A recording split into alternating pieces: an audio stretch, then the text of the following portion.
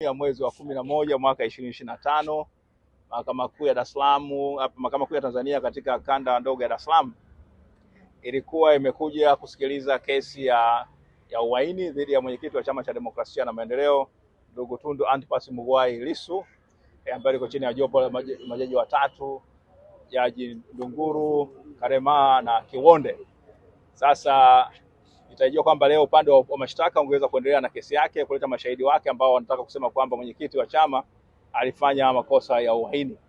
Lakini siku ya leo kwa bahati mbaya mshtakiwa ndugu mwenyekiti wa chama ndugu Tundu Antipas Mughwai Lissu akuwasilishwa mahakamani kwa kile ambacho upande wa mashtaka umedai kwamba kwa sababu za kiusalama. Lakini sisi wote tumefanikiwa kufika hapa mahakamani. Nadhani nchi yetu wa Dar es Salaam uko salama. Watu wote wameweza kusafiri, mabasi yanafanya kazi, lakini upande wa mashtaka kwa wamesema kwamba unaomba kwamba kwa sababu za kiusalama haujaweza kumleta mwenyekiti wa Chama cha Demokrasia na Maendeleo mahakamani, kwa hiyo akwepo mahakamani. Na baada ya hapo upande wa mashtaka ukaomba kwamba ukaeleza mahakama kwamba wenyewe leo utakiwa uendelee na kesi yake dhidi ya mwenyekiti na utakiwa ulete mashahidi wake ambao wanatokea Songea, si wengine wanatokea Iringa, watakiwa na Mbeya waweze kuja kutoa ushahidi dhidi yake. Sasa wakasema kutokana na sababu za kiusalama au mashahidi hawakuweza kuletwa, hawakuweza kutoka kusafiri kuja Dar es Salaam kwenye kesi. Kwa hiyo na wao waweze kujiandaa vizuri kuweza kuandaa mashahidi wao hawa waweze kutoa ushahidi. Kwa hiyo kwa sababu hiyo wakawa wameomba ahirisho la wiki mbili. Kwa maana hiyo tarehe 10 leo mwezi wa 11 ukiongeza wiki mbili maana yake ni siku 14, ingekuwa maana tunazungumzia tarehe 24 au 25 ya mwezi huu.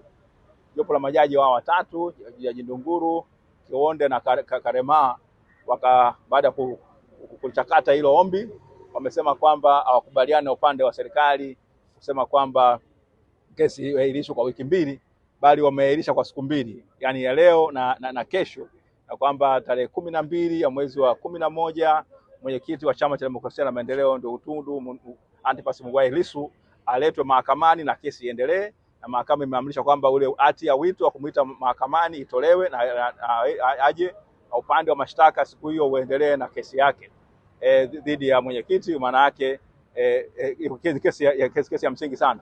Sasa sisi tumeweza kuyaona hayo. Sasa kwa bahati mbaya, kwa sababu mwenyekiti anajiwakilisha mwenyewe, hakuweza kuzungumza, lakini tumeona kama mahakama imeweza kutoa angalau muda kidogo ambao unaonekana ni mzuri, na kwamba siku hiyo tarehe 12 mwezi wa 11 2025 basi kesi hii itaendelewa kwa majaliwa ya Mwenyezi Mungu, na tunatumai kwamba umma utapenda kujua nini kinaendelea. Uhaini ambao unasemwa dhidi ya mwenyekiti kama utaweza kuwekwa wazi, na kama sio uhaini basi tuweza kujulikana mahakama itatoa uamuzi gani. Kwa hiyo tunashukuru kwamba mahakama imeweza kuona kwamba ile njia ya ahirisho